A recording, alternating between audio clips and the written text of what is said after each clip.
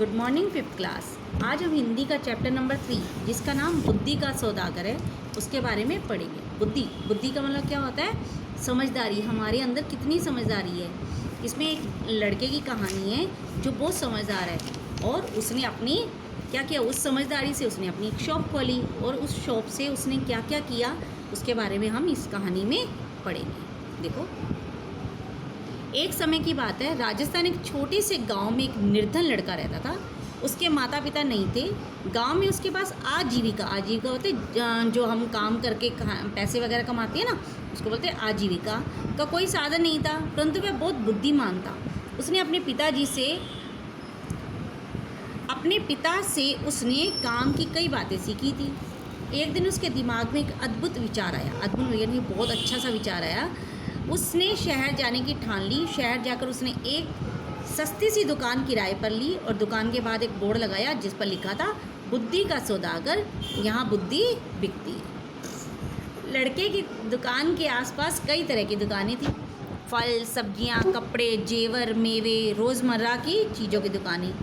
सारे दुकानदार उस लड़के की खिल्ली उड़ाते, भाई यह दुकान तो बड़े गजब की है, अब तो अकल भी बिकाऊ हो गई है। लड़का उन सब की बातों की कोई परवाह नहीं करता था। वह दिन भर आते जाते ग्राहकों का वाह लगाता, आओ आओ बुद्धि ले जाओ, एकदम खरी, सस्ती और उपयोगी, एक दाम सही दाम, आओ साहब ले जाओ।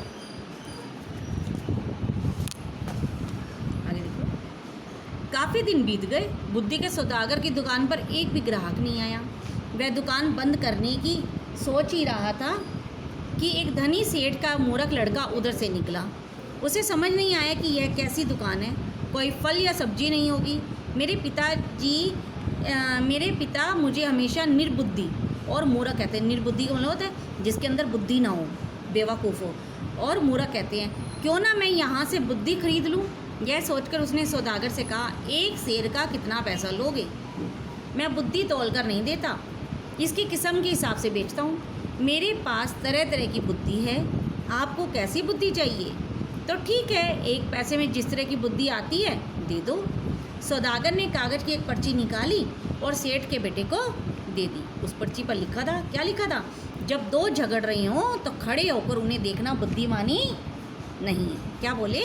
जब दो झगड़ रही, यानी कि आपस में दो बंदों में लड़ाई हो रही हो तो उसे चुप करके देखना, उस झगड़े को देखना समझदारी नहीं है। सेठ का पुत्र खुशी खुशी घर पहुंचा। अपने पिता को कागज़ की पर्ची देते हुए बोला, देखिए पिताजी, मैं एक पैसे में अकल खरीद कर लाया हूँ। सेठ ने पर्ची पढ़ी और तमतमाकर यानी कि गुस्से में बोले, मूर्ख, एक पैसे में ये क्या लाया है? यह बात तो सभी जानते हैं, तुमने मेरा एक पैसा डुबो दिया। फिर सेठ बाजार गया। उस लड़के को बुरा भला कहते हुए बोला, लोगों को ठगते हुए तुम्हें शर्म नहीं आती? मेरा एक पैसा वापस करो। पैसा क्यों वापस करूं? माल दिया है, पैसा लिया है। लड़के ने कहा, किसे माल कह रहे हो? हमें नहीं चाहिए तुम्हारा माल, यह लो। कहते हुए सेठ उसकी पर्ची वापस करने लगा।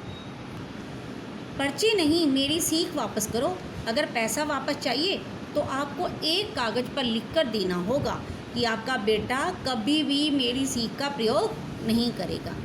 बात बन गई, दोनों पक्ष मान गए। सेठ ने कागज़ पर हस्ताक्षर किए और अपना पैसा वापस लेकर प्रसन्न हो गया। हस्ताक्षर का मतलब होता है साइन करना। समय बीतता गया। उस प्रदेश के राजा की दो रानियां थीं। एक दिन दोनों रानियों की दासियां बाजार गई, वहाँ उनका झगड़ा हो गया। बात हाथापाई तक पहुँच गई। हाथापाई यानी कि मार पिटाई तक पहुँच गई।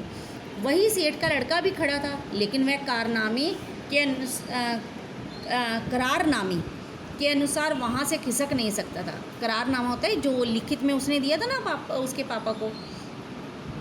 सारे लोग चले गए मगर वह अकेला ही खड़ा रह गया। बस फिर क्या था, दोनों दासियों ने उसे अपना गवाह बना लिया। झगड़े की बात राजा रानी तक पहुंची। दोनों रानियों ने लड़के से अपनी अपनी दासी के पक्ष में गवाही देने के लिए कहा। सेठ और उसके बेटे के होश उड़ गए। वे सहायता के लिए बुद्धि के सौदागर के पास पहुंचे और बोले, हमें किसी तरह बचा लो, लेकिन मैं 500 रुपये लूँगा। किसने बोला? जो बुद्धि का सौदागर था। ठीक है, ये ले लो 500 रुपये। देखो, जब गवाही देने के लिए बुलाया जाए तो पागल की तरह व्यवहार करना। बुद्धि के सौदागर ने उपाय बताया। सेठ के बेटे ने वही किया। राजा ने उसे पागल समझकर महल से बाहर निकाल दिया। इसी तरह एक दो घटनाएं और हो गई। बुद्धि के सौदागर की बातें राजा के कानों में भी पड़ी। राजा ने उसे बुलवाया और पूछा, सुना है तुम बुद्धि बेचती हो, क्या तुम्हारे पास बेचने के लिए और बुद्धि है? तो उस जो सौदागर था उसने बोला, जी हुजूर, आपके काम की तो बहुत है, लेकिन 1,00,000 रुपये, तुम्हें 1,00,000 रुपये ही दिए जाएंगे। सौदागर ने एक पर्ची राजा को दे दी। पर्ची पर कुछ लिखा था। राजा ने पढ़ा। क्या लिखा था? कुछ भी करने से पहले खूब सोच लेना चाहिए, यानी कि कोई भी काम करो पहले उसके बारे में सोच लेना चाहिए कि वो हमारे लिए फ़ायदेमंद है या नुकसानदेह है। राजा को यह बात बहुत पसंद आई। उसने अपने तकिए के गिलाफ पर, पर्दों पर, अपने कक्ष की दीवारों पर, अपने बर्तनों पर एक वाक्य को लिखवा दिया, जिससे वह इस बहुमूल्य बात को कभी ना भूले और न ही कोई और भूल सके। एक बार राजा बहुत बीमार पड़ गया। राजा के एक मंत्री ने वैद्य के साथ मिलकर षड्यंत्र रचा और राजा की दवा में विष मिला दिया। वैद्य होता है, जो डॉक्टर होते हैं ना, पुराने ज़माने में उन्हें क्या बोलते थे? वैद्य।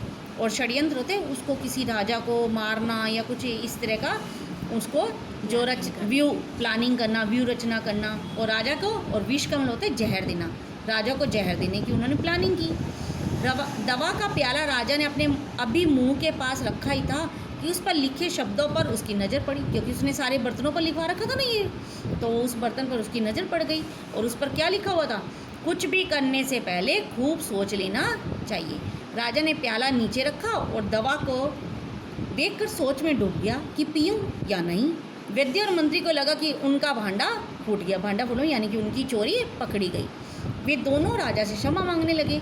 महाराज, हमें क्षमा कर दीजिए, हमसे बहुत बड़ी भूल हो गई। राजा ने सिपाहियों को बुलवाकर दोनों को कारागार में डलवा दिया। कारागार होते जेल में डलवा दिया।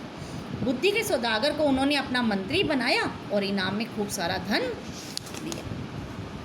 अब ये कहानी आपको अच्छी तरह से समझ आ गई। इसे पढ़ना और समझना।